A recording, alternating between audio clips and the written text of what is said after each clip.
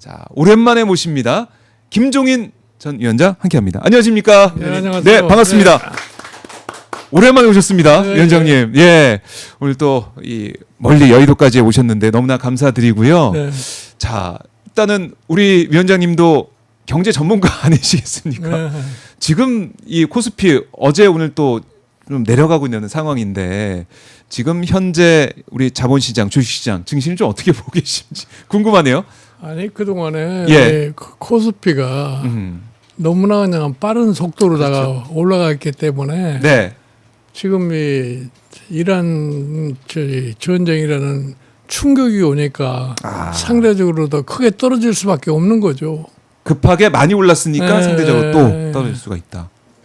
그렇다고 해서 지금 이게 떨어지니까 이게 떨어지는 게 또 뭐 360을 계속 가는 것도 아니고 또 어떤 기업의 뭐 실적이나 아니면은 아니 우리 그런데 기업들 움직임도 사실은 봐야 되는 것 이제 같고. 코스피가 그동안에 많이 올랐던 건 뭐냐면 AI 붐으로 인해 가지고서 네, 삼성전자 그다음에 SK 하이닉스 하이닉스, 예. 여기가 이제 오르기 시작하니까 그게 주도를 해가지고서 코스피를 갖다가 지금 뭐 6천이 넘게 가져왔는데 그렇죠. 실질적으로 전반적인 한국 경제의 상황은 증권 시장에서 나타나는 현상으로 저 지금 다른 상태에 있다고요.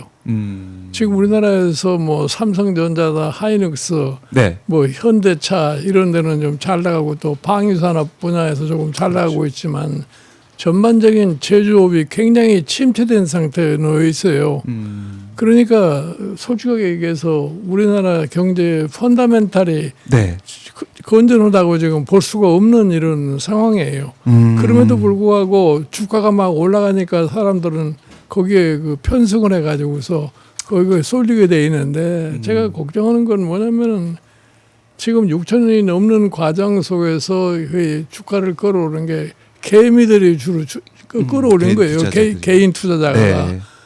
개인 투자자가 저렇게 몰렸다는 것은 주가가 하락하기 시작하면 그 사람들이 또 투매 현상을 보일 수도 있어요.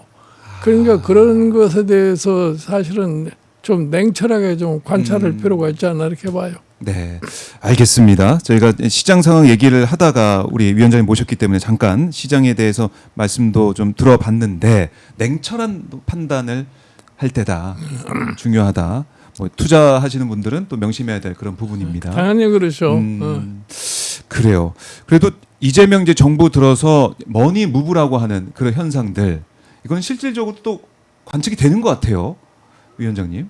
그러니까 부동산 시장 뭐 정상화, 이재명 대통령이 연일 SNS에 이제 올리고 있는 그런 글들을 통해서 의지를 보여주고 있고 부동산 시장이 앞으로는 그야말로 이렇게 그렇게 재미있는 시장이 아닐 것이다라는 시그널을 주면서 이게 돈이 또 이제 증시로 오는 그런 부분도 있었고. 아니 그러니까 우리 이재명 대통령께서 네. 부동산 문제에 대해서 굉장히 적극적인 자세로 임하는 것은 사실이에요. 네.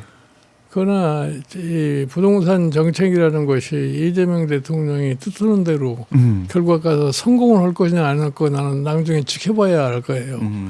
우리가 과거의 예를 들어볼 것 같으면은 부동산 투기를 갖다가 근본적으로 제대로 제어를 한 정부를 못 봤어요. 그동안 과거는. 그리고 지금 사실은 이제 이재명 대통령이 수단으로 내세우는 것이 세금 아니겠어요?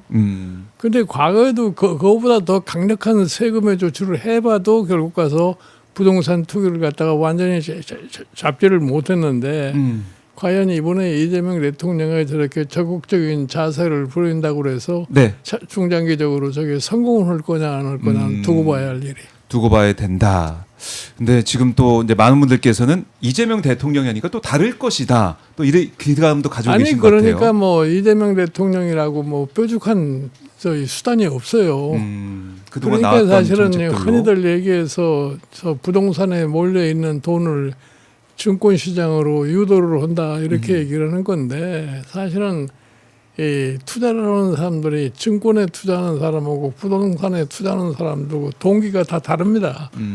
그러니까 무슨 부동산을 조금 어떻게 한다고 그래서 그 돈이 이제 증권 시장으로 자동적으로 걸어가거나 그렇지는 않아 못해요.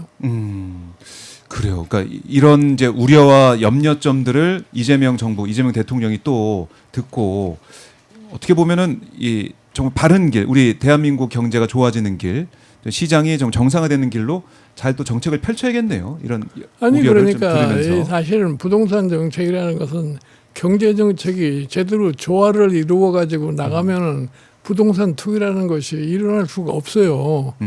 근데 이제 그것이 제대로 안 되니까 그러니까 네. 부동산의 가격 상승이라는 것은 여러 요인이 복합돼서 일어나는 건데 어느 하나만 가지고 한다고 해서 그 문제가 해결되거나 그러지는 않습니다. 네, 알겠습니다. 그런 우려점들 저희가 좀 지켜봐야 될 것 같고, 자, 뭐 코스피 시장이 오늘 뭐 좋지 않다라고 하고 있지만 이게 또 앞으로 어떻게 진행될지는 지켜보겠습니다.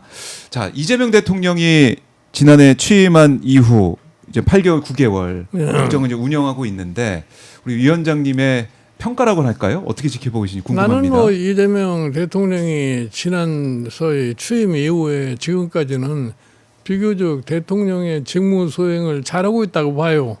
그리고 모든 문제에 있어서 대통령이 굉장히 부지런하고 예. 적극적이고 이제 그런 것이 일반 국민에게 어느 정도 그래도 와 닿지 않느냐 이렇게 생각을 해요. 그렇기 때문에 최근에 와서 지지율 변화를 볼 것 같으면 네. 60%가 넘는 그러한 지지율을 보이지 않나 이렇게 생각을 해요. 그러니까 이재명 대통령이 국정 수행을 하는 모습을 국민들이 보고 평가하는 게 또 지지율로 나타나고 있으니 보더라도 뭐 진보 진영뿐만이 아니고 일부 이제 보수 진영에서도 일은 정말 잘하고 있다, 부지런하다 이런 평가가 나온다고 보시는 거군요. 그 당연한 거죠. 지금까지 지난번에 이재명 대통령이 당선됐을 때에 네. 국민으로부터 받은 표가 49.4%를 받았는데 지금은 그걸 갖다 훨씬 앞서는 지지율을 보이고 있기 때문에 네.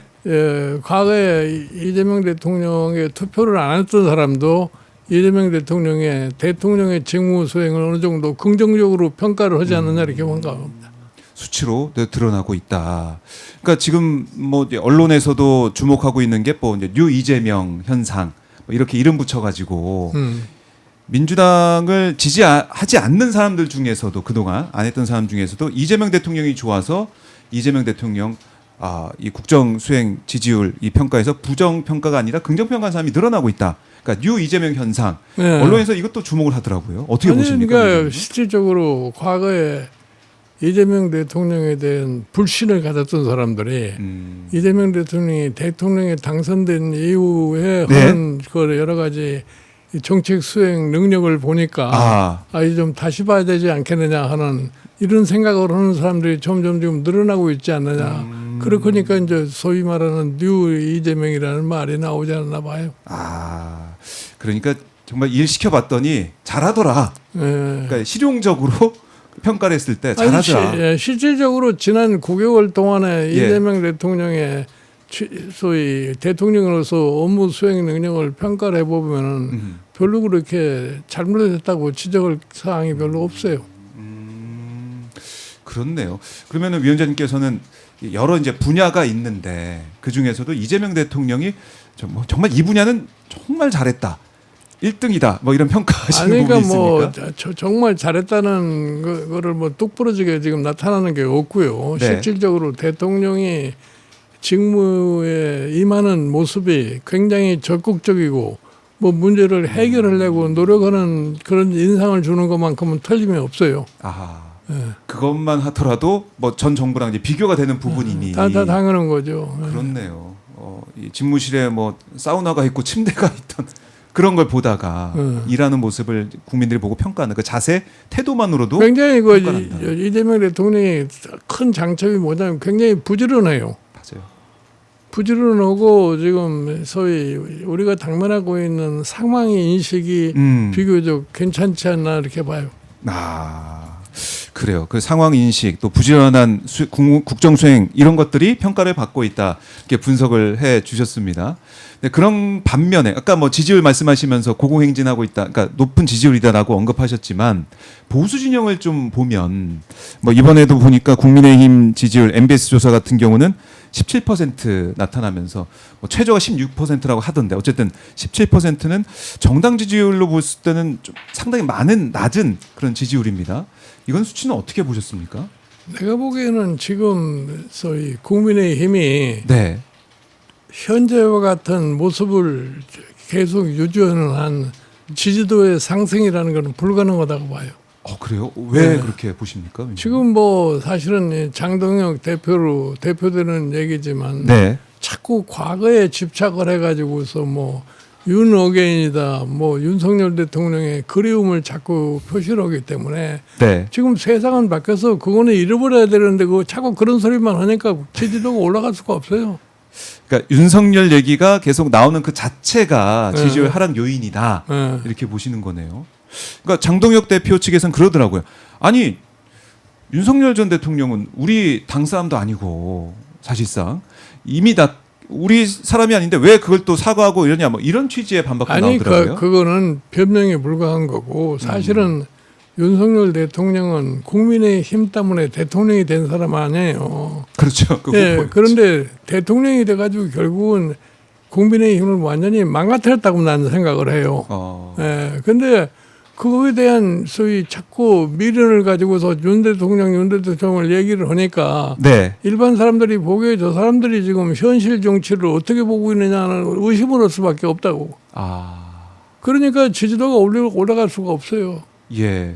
그러니까 지금 위원장님 분석하신 이 말씀이 아마 많은 국민들께서 느끼고 계시고 뭐 지지도 이렇게 한다고 안 오른다는 생각하실 것 같은데 그럼에도 불구하고 장동혁 대표가 이렇게 이른바 절윤하지 않고 윤어게인 이 세력과 함께하는 듯한 모습 이걸 보여주는 이유 이건 어떻게 보십니까? 아니 그거는 뭐 간단하잖아요. 장동혁 대표라는 사람이 정치 지금 국회에 들어온 지 3년밖에 안 됐어요.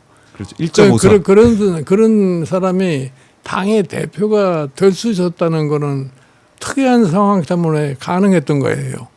그러니까 예를 들어서 윤석열 지지하고 극단적으로 얘기하는 밖에서 뭐 저희 전한길 씨나 고성국 씨 같은 사람이 계속해서 저희 윤석열 대통령 지지를 선동을 하고 네. 거기에 힘입어 가지고서 대표가 된 사람 아니에요. 그러니까 사실은 국민의힘의 당원들의 입장에서 볼 것 같으면은 여당으로다가 갑자기 야당으로 돌아가니까 굉장히 기분이 나쁜 거예요. 그런 감정을 갖다가 복닫아 가지고서 대표가 되기 때문에 그 대표 자리를 유지하기 위해서는 그 상황을 계속해서 지켜나가려고 애를 쓰다 보니까 오늘과 같은 현상이 생겨난 거죠. 그러니까 어제도 보니까 이 청와대까지 이제 장애투쟁 도보 행진을 하는데 그러니까 성조기 들고 태극기 들고 오신 분들 많고 뭐 윤어게인 이 버리면은 지방선거 뭐 진다 뭐 이런 구호를 외치고 뭐 고성을 지르는 사람도 있다 이렇게 좀 보도가 좀 나오고 있는데 이 모습 자체가 이제 국민의힘의 현 주소라고 볼 수가 있겠네요. 그런 행태를 계속 보여주는 한은 국민의 지지를 받을 수가 없어요. 그래서 윤어게인을 외치는 소수의 사람들을 끌고 그런 행진을 한다는 자체가 무슨 의미가 있겠어요? 의미 없는 행진이었다. 나는 별로 의미가 없다고 생각해요. 지금은 세상에 일반 국민이 이 정치에 돌아가는 상황에 대해서 너무나도 잘 알고 있어요. 그렇죠. 예. 근데 뭐 억지로 그런 모습을 보인다고 그래서 소위 국민의 마음이 변하거나 그러지는 않을 겁니다. 네. 그러니까 국민들이 다 이제 알고 있는데 뻔히 알고 있는데 지금 도보 행진한다고 뭐 어제 이게 집회 신고도 안 돼가지고 뭐 구호도 못 외치고 뭐 차도 선탑하는 그 차도 없이 그냥 걷기만 했는데 이런 것들이 국민들이 봤을 때 이거 그냥 내부용이다 이런 판단을 할 수밖에 없다. 그러니까 국민들이 별로 그렇게 관심을 갖고 보질 않아요. 그러니까 이제 옛날에 시대가 바뀌었으니까 이제는 네. 정치인들의 행태도 바뀌어야 되는데 정치인의 행태들은 과거에 정치하던 사람들의 습관을 그대로 답습을 해가지고 오니까 국민이 거기에 대해서 별로 그렇게 관심을 보이질 않는 겁니다.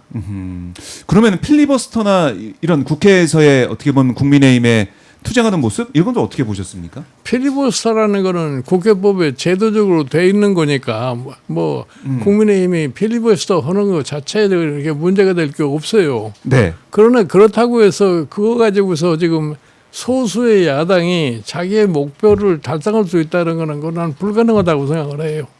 그러니까 예를 들어서 지금 민주당이 사법개혁이라고 네. 지금 만든 세 개의 법이라는 게 있는데 그게 과연 우리나라 지금 헌법에 일치하는 법인지 아닌지 이거를 국민의힘은 명확하게 구분을 해가지고서 네. 이거는 헌법재판소가 이것이 과연 정상적인 법인지 위원회에 가까운 법인지 이거를 판단하게 그런 과정을 거치는 것이 현명한 거지. 그냥 무조건 그걸 갖다가 반대를 하고 또 극단적인 대립을 한다고 해서 소기의 목적을 달성할 수가 없어요. 나는 내가 좀 잘 납득을 하기 어려운 게 뭐냐면은 네. 야당이 대통령 보고 그 법을 갖다가 거부권 행사하고는 그 얘기 자체가 과연 이게 합리적인 얘기인지 내가 좀 납득이 가지 않네. 뭐 당연히 그게 받아들이지 않을 그런 주장인데 난 당연한 거죠. 예. 그걸 가지고 도보행진까지 했다. 청와대까지 아니, 그러니까 걸어갔다. 정당이 예. 될 수 있는 것과 될 수 없는 것에 대한 식별을 갖다가 제대로 해야만이 사실은 일반 국민들이 저 사람들이 참 합리적인 행동을 하는구나 이렇게 얘기를 하는 거지. 네. 자꾸 이렇게 비합리적인 행동을 해가지고서는 내가 보기에는 국민의 지혜를 끌어낸다는 게 굉장히 어렵다고 나는 생각을 해요. 그렇네요. 그러니까 국민의힘이 제대로 된 이 정당으로서의 또 이제 국회의원으로서의 또 정당 대표로서의 역할을 못 하고 있다라고 평가를 해주고 계신데 예. 이건 왜 이렇게까지 됐을까요? 국민의힘이? 아니, 그러니까 뭐 잘 아시다시피 네. 국민의힘은 지금 2번에 걸쳐서 탄핵을 받은 정당 아니에요. 그러면 두 대통령이 탄핵을 받았으면은 그 뭐 때문에 탄핵을 받았나 하는 그 배경을 좀 정확하게 인식을 할 필요가 있어요. 네. 그렇게 해가지고서 그 요인들을 갖다가 어떻게 하면은 제거를 해서 국민들로부터의 새로운 지지를 받을 것이냐를 생각을 해야 되는데 그런 거 관계없이 그냥 과거에 집착해서 자꾸 과거 얘기만 하니까 국민이 따라가질 않는 거예요. 그래서 내가 늘 강조하는 게 뭐냐면은 지금 네. 국민의힘이 해야 할 거는 작년 4월 4일 이전의 상황은 다 잃어버리라 이거예요. 그 4월 4일에 윤석열 대통령이 탄핵을 받은 거 아니에요. 그래가지고서 이제 새로운 상황이 전개됐으니까 새로운 상황에 적응할 수 있는 정치를 해야 되는데 그걸 못하고 과거에 집착해서 자꾸 쓸데없는 소리를 하니까 일반 국민이 따라가질 않는 겁니다.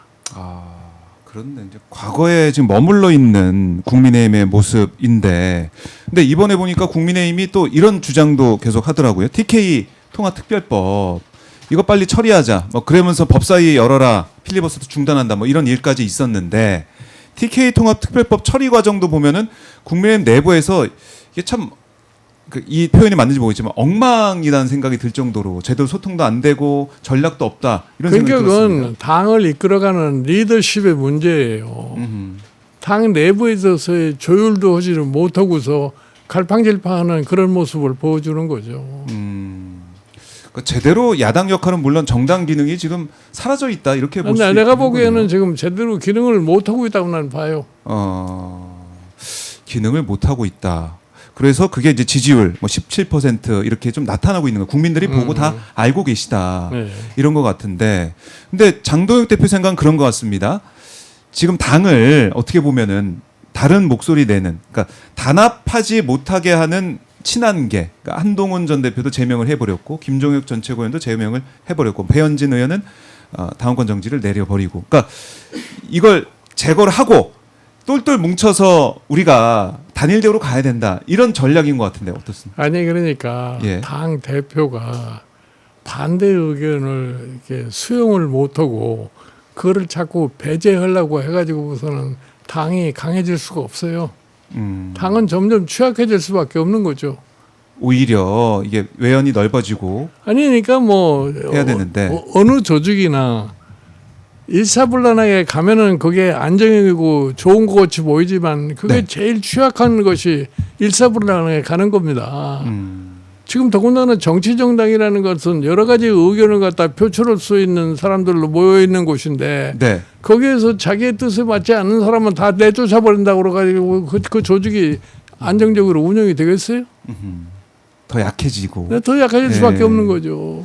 그러니까 장동혁 대표 같은 경우도 지금 청와대 오찬, 그러니까 이재명 대통령 만나는 그 일정을 합의해서 정청래 대표랑 같이 가기로 했다가 바로 파기를 해버리는 그런 모습도 있었고, 또 이번에는 이재명 대통령을 향해서 집 팔아라.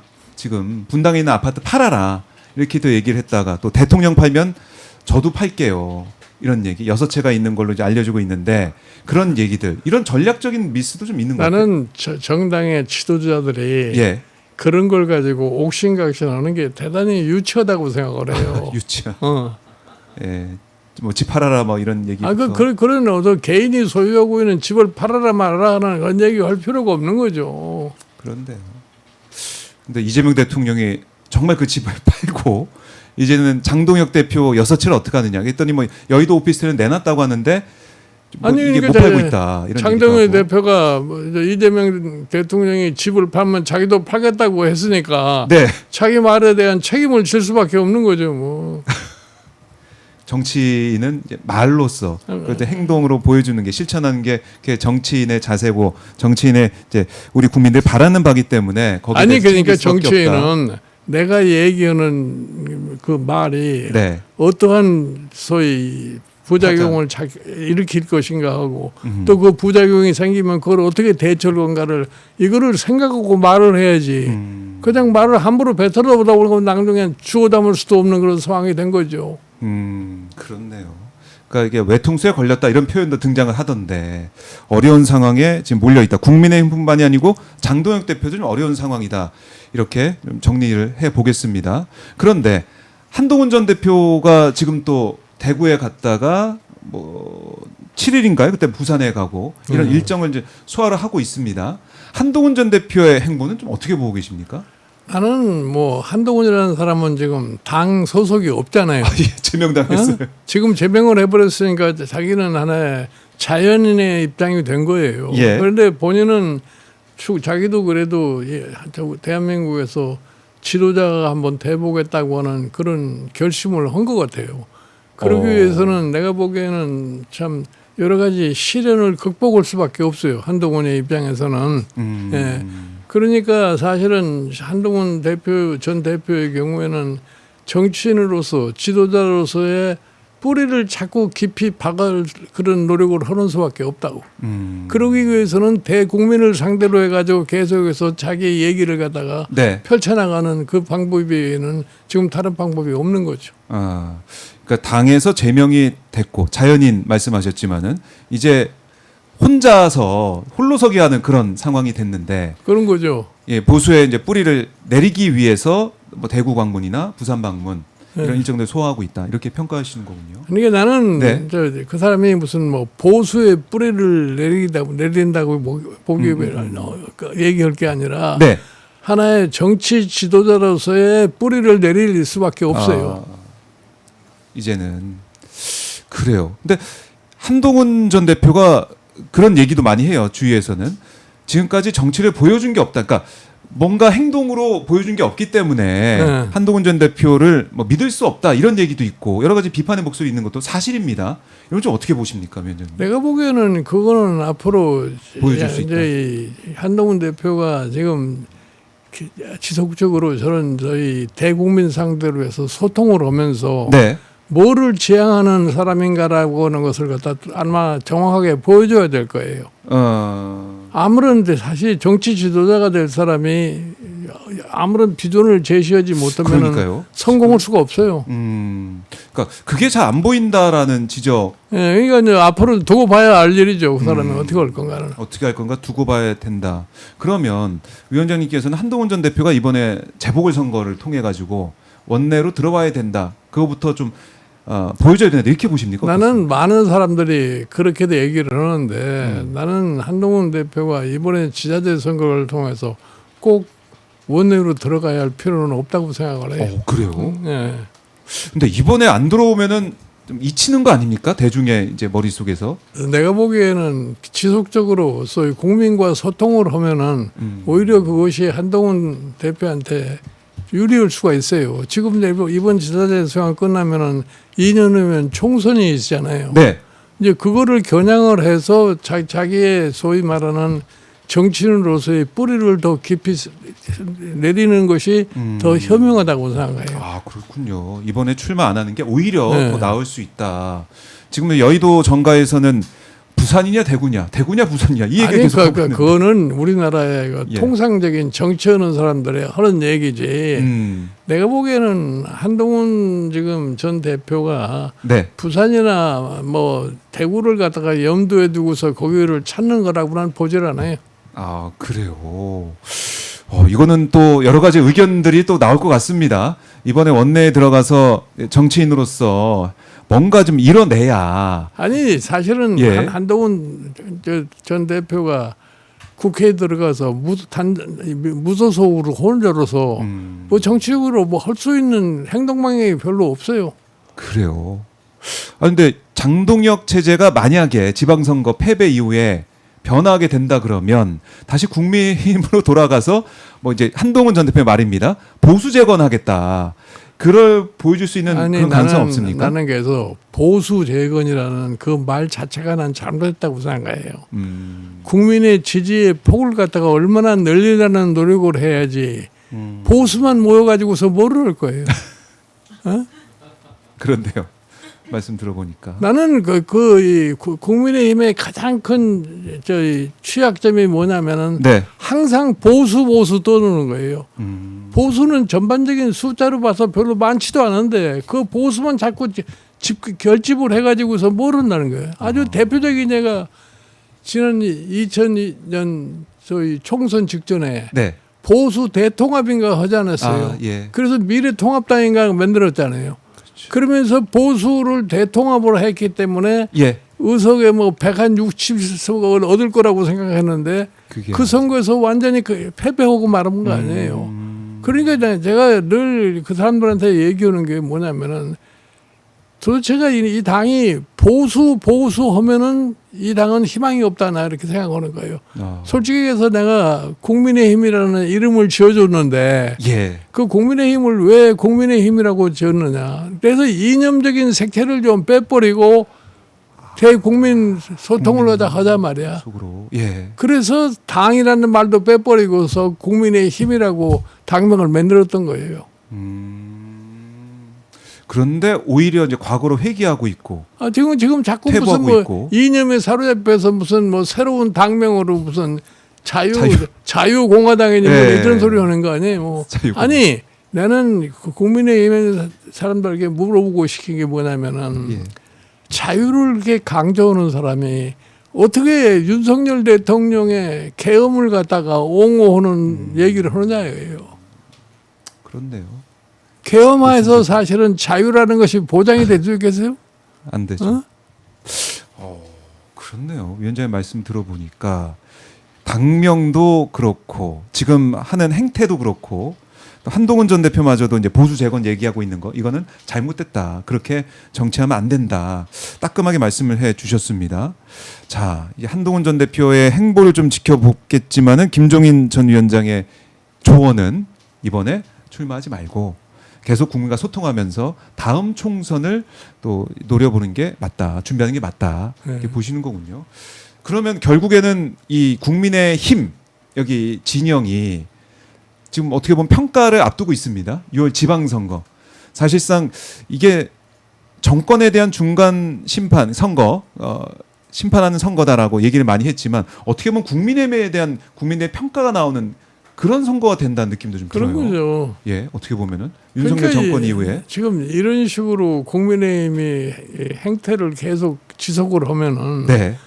내가 보기에 이번 선거도 2018년 지자체 선거의 결과나 비슷하지 않겠나 이렇게 봐요. 그때 17개 가운데 14개를 민주당이 아마 가져간 걸 제가 그런 거죠. 기억을 하는데 그렇게 재판될 수 있다. 2018년에. 네, 그런 것이 재현될 수 있다고 저는 생각해요. 그러면 서울도 지금 국민의힘이 어렵고 부산도 지금 민주당 쪽으로 넘어갈 가능성도 있다. 현재 여론조사상에 나타난 상황을 볼 것 같으면 매우 힘들 거라고 보는 거죠. 국민의힘이 지금 자치단체장을 갖고 있는 그 지역도 다 어려운 상황이다. 여론조사를 보면. 그래요. 특히 이제 오세훈 시장 조금 보니까 이제 재판받으러 이제 들어간 모습도 저희가 현장을 좀 볼 수가 있었는데 오세훈 서울시장이 장동혁 대표를 계속해서 비판을 하더라고요. 이건 어떻습니까? 그러니까 오세훈 시장의 입장에서는 네. 지금 현재 장동혁 대표가 지향하는 그러한 소위 스로건을 가지고는 서울시장의 당선이 힘들다고 생각하는 거니까 그러니까 당의 모습이 좀 바뀌어지길 바라서 이제 오세훈 시장이 장동혁 대표에 대한 공격을 가하는 거죠. 네, 당이 이대로는 안 된다. 서울 선거 큰일 난다. 이런 절박함에 비판하고 있다. 이런 지적이신데 그러면 오세훈 시장 입장에서는 당이 안 바뀐다. 그러면 혹시 무소속이나 아니면 다른 정당은 나올 가능성이 내가 있습니까? 보기에 그렇게 뭐 무소속으로 나갈거나 그러지는 않을 테고 실질적으로 지금 뭐 당의 여러 가지 상황을 보고 같으면은 오세훈 시장이 다른 소위 서울시장 하고 싶은 사람들하고 아마 경선을 하게 될 거 아니에요. 나경원 의원도 지금 회자가 되고 있고 그렇죠. 하니까 그 경선을 못하게 할 수는 없을 거라고. 네. 그걸 뛰어넘을 수 있겠느냐? 오세훈 시장이 내가 보기에는 경선을 하면은 결국 예. 경선을 하는 과정에서는 경쟁력이 오세훈 시장이 제일 나을 거라고 봐요. 경선을 하게 된다면 예. 만약에 된다면 봐야 될 것 같은데 근데 뭐 지금 보니까 이정현 이 공천관리위원장 워딩을 저희가 쭉 놓고 보면 현역 단체장들 뭐 희생하는 모습 좀 보여달라 이런 얘기도 좀 하는 것 같고. 근데 뭐 이정현 공관위원장이 네. 얘기하는 식으로 하려면은 서울시장 후보나 이 부산시장 후보를 전략 공천을 하지 않고서는 네. 현역 시장을 가다가 이렇게 무시해 볼 수가 없잖아요. 그렇네요. 자, 이제 국민의힘이 지금 언급하신 것처럼 지방선거 결과가 좀 어려울 것이다 이렇게 보고 계신데 그럼 만약에 지방선거에 장동혁 대표가 지게 된다면 장동혁 대표는 물러나는 수순이 되는 거 아니겠습니까? 지방선거에 지고 나면 당연히 물러나는 거는 뭐 그건 네. 어쩔 수 없는 거예요. 지도부는 물러나게 되는 건 뭐 당연한 것이고. 피할 수가 없는 거예요. 네. 그러면 국민의힘이 장동혁 대표 체제가 무너지게 된다면 좀 달라질 가능성이 있습니까? 어떻게 보세요? 내가 보기에는 뭐 이 국민의힘 내부에 지금 별로 선택도 없어요. 아니, 거기 뭐 솔직히 얘기해서 뭐 예. 중진의원도 많지만 그 사람들은 방관자 입장에서 네. 당의 모습을 보고 있는 거지 적극적으로 당을 어떻게 해야 되겠다고 그렇게 노력하는 분들이 안 계신다고 봐요. 그러니까 자신의 어떻게 보면 지역을 지키는데 더 관심을 갖고 있는 게 아닌가 이런 생각이 들 정도로. 그런 거죠. 그러면은 국민의힘이 정말 희망이 안 보이네요. 이렇게 되면. 그러니까 지금 현재로는 국민의힘이 어떤 확고한 리더십을 가진 인물도 없고 예. 지금 행태로 갈 것 같으면 지자체 선거가 끝나고 난 다음에 국민의힘이 과연 어떻게 될 거냐 하는 것도 굉장히 나는 회의적으로 봐요. 야, 그러면 선거 이후에는 정말 국민의힘 어려운 상황에 더 직면할 수도 있는. 그럼 어떻게 됩니까? 이른바 이제 보수 진영에서 정당이 이렇게 되면. 그러니까 사실은 소위 당을 거의 새로 짜다시피 하지 않으면 어렵지 않겠나 이렇게 봐요. 지금 체제를 유지하고는 예. 앞으로 계속 어려울 것이다. 알겠습니다. 이 국민의힘을 포함한 이른바 이제 보수 진영의 이제 모습들, 개혁신당도 어떻게 보면 지금 의석수가 좀 작고 세력이 크지 않기 때문에 개혁신당에 좀 기대를 거는 것도 좀 어렵다 이런 얘기도 있고. 사실은 개혁신당도 예. 지금 이준석 개혁신당 대표가 예. 앞으로 개혁신당의 방향을 갖다가 어떻게 설정해 가지고서 갈 거냐. 사실은 개혁신당도 국민에게 어떠한 확실한 비전을 제시를 못하고 있는 것이 현 상황이에요. 네. 예, 그렇기 때문에 굉장히 어려운데 내가 보기에는 이제 앞으로 뭐 보수라는 말을 빼고 국민의힘이라는 것이 정상적인 정당으로 가려면은 네. 대다수 국민의 지지를 확보하기 위해서 무엇을 해야 될 건가를 알아야 돼요. 그러니까 예를 들어서 우리나라에 당면하고 있는 현실, 네. 이거를 냉철하게 분석을 해가지고서 뭐를 제대로 짚어야만이 정당이 국민으로부터 지지를 갖다 받을 것이냐를 생각하는 거예요. 그 내가 참고로 뭐 이런 얘기를 갖다가 어떤 사람에게 해줬는데, 네. 예를 들어서 2차 대전 이후에 서독이 탄생을 할 적에 거기는 보수라는 말을 쓸 수도 없는 그런 상황이었어요. 그때 사실은 서독에 이 기민당이라는 것이 어떠한 전략을 구사를 해가지고서 아무도 믿지 않았던 선거에서 제1당이 됐느냐를 한번 검토해 볼 들여다보고. 필요가 있다고 예. 봐요. 그러니까 앞으로 가야 될 방향을 또 제시를 해주셨는데 네. 그렇게 될지는 모르겠습니다만 뭐 개혁신당 하니까 최근에 있었던 이제 부정선거 토론 이것도 이제 기억이 나요. 네. 이준석 대표랑 전한계 씨를 포함한 1대4 토론도 있었는데 그게 오히려 보면은 제일 많이 개혁신당에 관심이 더 쏟아졌던 그런 부분이기도 네. 하고 부정선거 얘기가 아직까지 나오는 이 모습. 나는 그 부정선거를 하는 사람들, 이 사람들 기본적으로 정부에 대한 불신을 하기 때문에 그런 네. 얘기를 갖다가 하는 건데 지금 지금 이제 과거에 뭐 그것이 가능했는지 뭐냐면 지금과 같은 이런 개명된 사회에서 네. 부정선거라는 건 저는 불가능하다고 생각을 해요. 그리고 더군다나 부정선거를 갖다가 야당이 부정선거를 하다는 건 상식적으로 있을 수가 없어요. 야당 그렇죠. 부정선거 들여다보면 상식적으로 판단해 보면은 예. 그럼 어떻게 그거는 이겼냐? 내가 보기에 이 부정선거 논리는 예. 예를 들어서 2020년에 미래통합당이 대패를 하지 않았어요. 네. 그리고 당시에 이제 대표를 했던 황교안이가 하나의 변명으로 다 얘기를 한 것이 부정선거 때문에 졌다 이렇게 얘기를 한 거 아니에요. 그렇죠. 예? 근데 지금 사실은 윤석열 대통령이 자꾸 부정선거를 얘기했던 건 뭐냐면은 국회를 불신을 하기 위해서 부정선거 얘기를 자꾸 한 거예요. 네. 그러니까 계엄 때 나타나는 현상이지만 계엄을 하고 나서 국회를 어떻게 해산해 버릴 그런 명분을 찾기 위해서 자꾸 부정선거 하지 않았나 이렇게 생각을 해요. 근데 그게 지금 2026년 3월이 됐는데도 계속 이어지고 있다. 근데 그거를 믿는 사람은 극히 소수에 불과해요. 극히 소수라고 하지만 네. 또 장동혁 대표는 선거 감시 뭐 TF를 만든다 이런 얘기까지 하더라고요. 그러니까 이제 이준석 대표 말 맞다는 장동혁 대표의 그런 행위를 보니까 네. 답답하고 미래가 없다고 얘기하는 거 아니에요? 그래요. 맞습니다. 미래가 안 보이는 이제 국민의힘, 그러니까 장동혁 대표 체제 아닌가 이런 말씀을 해주셨고, 자 그럼 저희가 눈길을 좀 돌려가지고 이 진보 진영, 민주 진영을 좀 보도록 하겠습니다. 조국혁신당 대표 네.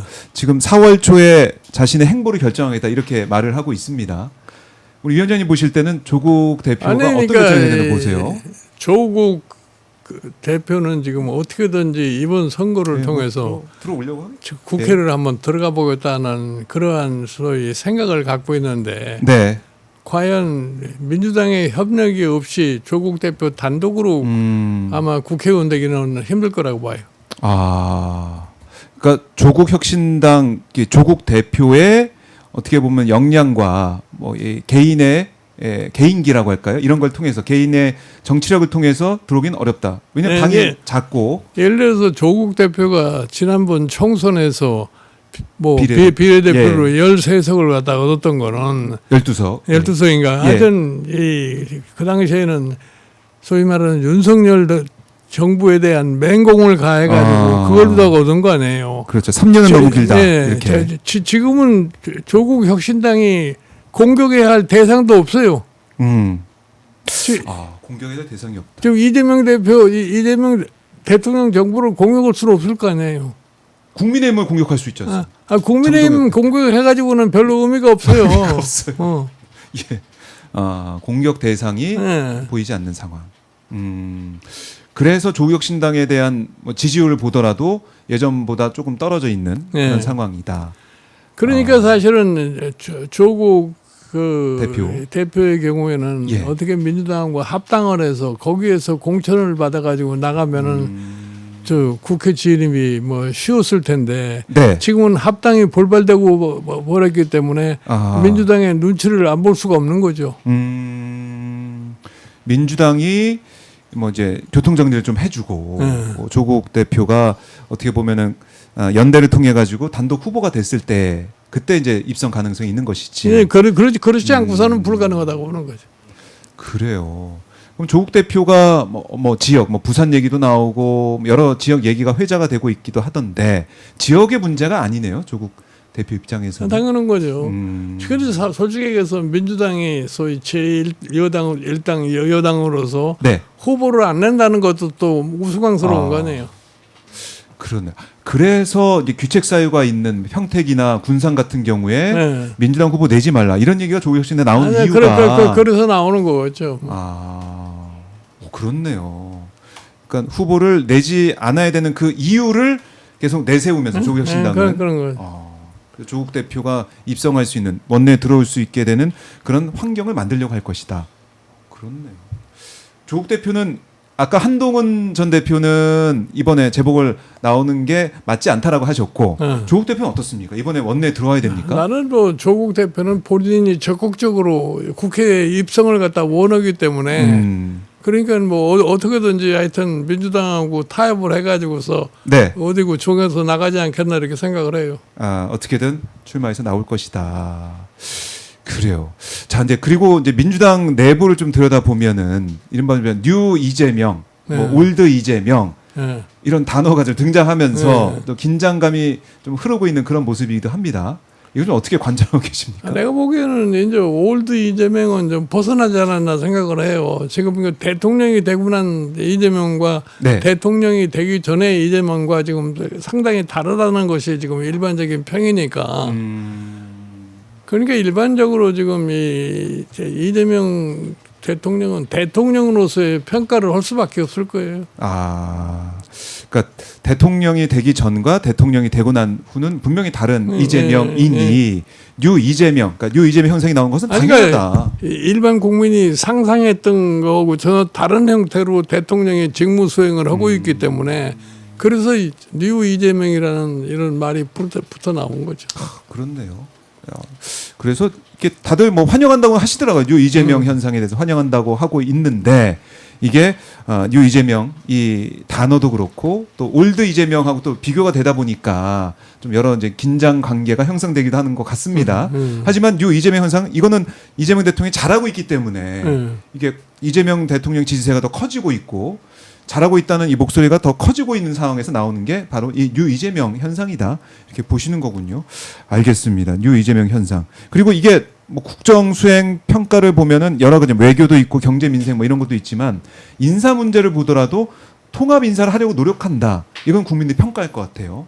이번에 이제 규제 합리화 부위원장 인선도 그렇고. 그러니까 뭐 이번에 뭐 규제 합리화위원회 세 사람을 갖다가 부위원장 굉장히 그 이재명 대통령이 과거에는 좀 절대로 이 사람들은 안 된다고 하는 사람들을 전부 시키지 않았어요. 응? 그것도 참. 그러니까 그건 이재명 대통령의 자신감에 지금 붙은 거예요. 자신감이 붙었다. 그렇네요. 그러니까 기업의 이 30년 삼성맨을 부위원장에 그리고 이병태 교수 어떻게 보면은 홍준표 책사라고 불렸던 사람을 또 갖다 놓고 거기다가 조금 전에 박용진 부위원장도 왔다 갔지만은 뭐 비명이라는 지적을 받았던 박용진 같은 사람은 과거에 그 이재명 의원이 체포 동의안을 낼 때 체포 동의안에 찬성했던 사람 아니에요. 네. 이제 그런 사람도 포용을 해가지고서 뭐 이번에 부위원장에 뭐 총리급으로 임명했다고 하는 것은 부위원장. 이재명 대통령이 뭐 자신감이 없으면 그런 짓을 할 수가 없어요. 자신감이 없으면은 이렇게 인선할 수가 없다. 그러니까 이게 이제 통합을 그러니까 말로만 통합이 아니라 직접 행동으로 실천으로 보여주는 그러니까 인사가 제일 큰 거 아니겠습니까? 그러니까 나는 이재명 대통령에게 공고하고 싶은 거는 그런 뭐 인사 그런 것만 가지고 통합이 되질 않아요. 지금 우리 사회가 갖고 있는 본질적인 문제를 어떻게 태클을 해가지고서 통합을 할 거냐 하는데 노력을 해야 되는데 그런 점은 아직까지는 제대로 보여주지 못하고 있어요. 아직까지는 보여주지 못하고 있다. 그럼 어떤 부분, 그러니까 구체적으로 좀 제안하고 싶은 부분이 있다면 그러니까 어떻습니까? 지금 흔히 얘기를 해서 지금 우리나라에 양극화 문제라는 게 있지 않습니까? 이 양극화 문제가 근본적으로 해결이 되지 않고서는 통합이라는 건 나는 괜히 말만 하는 거지 실질적으로 효과를 볼 수가 없어요. 그래요. 아마 그 부분도 이재명 대통령이 양극화 문제 심각하고 이걸 풀어내야 된다 이런 생각을 좀 하고 계실 것 같아요. 내가 봤을 보기에 때는. 본인도 그렇게 알고 있고 나도 그분에게 그런 공고를 했는데 말씀하시고 주셨군요. 그러니까 내가 보기에는 중요하다고. 언젠가는 그 문제도 태클을 하지 않겠느냐. 아. 뭐 이번에 보니까 뭐 소위 기본사회위원회라는 것도 만들지 않았어요. 그렇습니다. 그 기본사회를 제대로 만들려면은 네. 이 양극화 문제를 해결하지 않고서는 기본사회가 이루어질 수가 없어요. 그래서 다음에 지금 뭐 여러 이제 국정 현안이 있지만은 양극화에 또 매진하는 이재명 대통령의 부지런한 이재명 대통령의 모습을 또 볼 수가 있겠다 이렇게 한번 생각을 해 보겠습니다. 자, 말씀 나누는 중에 좀 속보가 들어왔는데요. 지금 보니까 민주당이 연대통합추진위 위원장에 조승래 이렇게 인선하면서 선거연대를 논의한다. 그러니까 조국혁신당과 선거연대를 논의한다 이렇게 지금 속보도 들어오고 있는데 조국 대표가 나는 솔직히 솔직히 후보가 될 수도 얘기해서 있겠네요. 예. 민주당 자체로서는 무슨 연대를 한다고 해서 자기에게 특별하게 도움이 될 것도 없어요. 민주당 입장에서 예를 들어서 네. 아니 뭐 사실은 사실 아쉬운 곳은 조국 혁신당이죠. 조국 혁신당은 이번 기회에 어떻게 민주당과의 관계가 제대로 설정이 되지 않으면은 네. 정치 정당으로서의 존재하기가 굉장히 어렵지 않겠나 봐요. 그래요. 급한 건 조국혁신당이다. 그래서 우리가 이제 합당 논의 과정도 뭐 한 3주 넘게 이어졌던 그 전국도 좀 봤었고 결국 연대 논의까지 이제 가고 있는데 이게 어떤 결과 나올지도 계속 지켜보도록 하겠습니다. 자, 오늘 우리 김종인 전 위원장과 함께 말씀을 쭉 나눠봤는데 전국 현안과 함께 또 이른바 이제 보수 진영, 그러니까 제1야당의 이 상황까지 하나하나 짚어봤습니다. 자, 이제 오늘 너무나 말씀 잘 들었고요. 예. 끝으로 못다한 말씀 있다면 시청자분들께 꼭 하고 싶은 말씀 있다면 저희 듣고 마무리해 보겠습니다. 아니 나는 뭐 시청자들이 너무나 이 정치 상황에 대한 인식이 잘 돼 있기 때문에 특별히 내가 얘기를 하지 않겠는데 하여튼 이 우리나라 일반 소위 유권자들이라는 것이 네. 소위 말하는 수준이 굉장히 높습니다. 지금 우리나라 유권자가. 그러니까 뭐 사실은 무슨 지난번 계엄 선포를 하면서 무슨 계몽령이다 뭐다 이런 얘기를 했는데 네. 우리 사회는 그런 게 필요가 없어요. 이미 성숙될 대로 다 성숙이 된 겁니다. 지금 우리 국민들이. 그러니까 판단이 굉장히 예리해요. 그렇기 때문에 정치 정당이 그냥 쓸데없는 소위 뭐 보여주기식 뭐 이런 거. 행동을 한다고 해서 예. 거기에 국민이 따라가거나 그러지는 않을 거라고 봐요. 정말 그야말로 결국 국민이 합니다. 뭐 이재명 대통령의 책 제목이기도 하지만 우리 국민 아니 다 우리나라가 오늘날 이렇게 된 거는 뭐 네. 흔히들 얘기해서 무슨 뭐 정치를 잘한 것도 아니고 무슨 뭐 이 기업하는 사람들에 대한 무슨 높은 평가 이런 것도 있지만 실질적으로는 대한민국 국민이 오늘날 이 대한민국을 만들어낸 거예요. 그렇네요. 그게 정답입니다. 그런 우리 거죠. 국민들이 다 지켜보고 다 결정을 하십니다. 아니 예를 들어서 60년대 우리나라 국민들이 그 어려움을 얼마나 참고 견뎠어요. 어? 맞습니다. 그래가지고서 이 70년대 돌아가지고 조금 절대 빈곤이 해소가 되고 나니까 네. 저런 새로운 욕구가 생긴데 정치인들만 그걸 모르는 거예요. 변화하는 사회를. 그래서 우리나라 대통령들이 다 실패한 겁니다. 경제가 발전하면 경제 자체가 사회 구조를 바꾸고 사회 구조를 바꾸면 국민의 의식이 바뀐단 말이에요. 네. 그런데 정치는 그걸 따라가지 못해요. 그러니까 정치를 실패할 수밖에 없는 거예요. 그래서 지금 어떻게 보면 대한민국의 대전환의 네. 분기점에 와 있다는 생각도 드는 게 이재명 대통령의 이 내란을 이제 이겨낸 국민들과 함께 만들어낸 정부, 네. 국민주권 정부 아니겠습니까? 예. 그러니까 국민 주권 정부라고 얘기를 하면 네. 실질적으로 국민 주권이 뭐라는 걸 그도 알아야 돼요. 예를 들어서 뭐 과거에 뭐 국민 참여 정권이다 뭐 네, 이랬는데 여러 말이 있었죠. 그런데 말만 그렇지 실질적으로 그걸 안 하다 보니까 제대로 성공을 못 하는 거예요. 그러니까 이재명 대통령이 지금 SNS를 통해서 또 소통을 많이 하고 있는 모습들, 또 어떻게 보면 틱톡도 이번에 가입하셨던데 이런 것들은 그러니까 그런 노력과 그런 어떻게 보면은 그런 행동을 또 보여주고 있다라고 평가할 수도 있겠네요. 아니, 그렇죠. 소통하기 위해서. 아직까지는 그래요. 아직까지는 앞으로도 잘 하시겠죠. 예. 앞으로도 지금 예. 이제 1년쯤 지나고 난 다음에 그 다음에 어떻게 변하는가를 한번 봐야지. 네, 알겠습니다. 오늘 김종인 전 위원장이 이재명 대통령 부지런하게 열심히 하고 있고 그게 또 국정 지지율, 국정 수행 평가로 나타나고 있다라고 평가하셨는데 이재명 대통령 1년 후에 아마 지방선거 결과 나온 다음일 것 같은데 그때도 또 우리 위원장님 모셔가지고 네, 알았어요. 1년 지나서 바뀌었는지 안 바뀌었는지 어떤 상황인지 또 국민의힘은 어떻게 되는 건지 전망을 또 해보도록 하겠습니다. 네, 위원장님 말씀 잘 들었습니다. 네, 고맙습니다. 네, 고맙습니다. 네, 네. 지금까지 김종인 전 비대위원장과 말씀을 나눠봤습니다.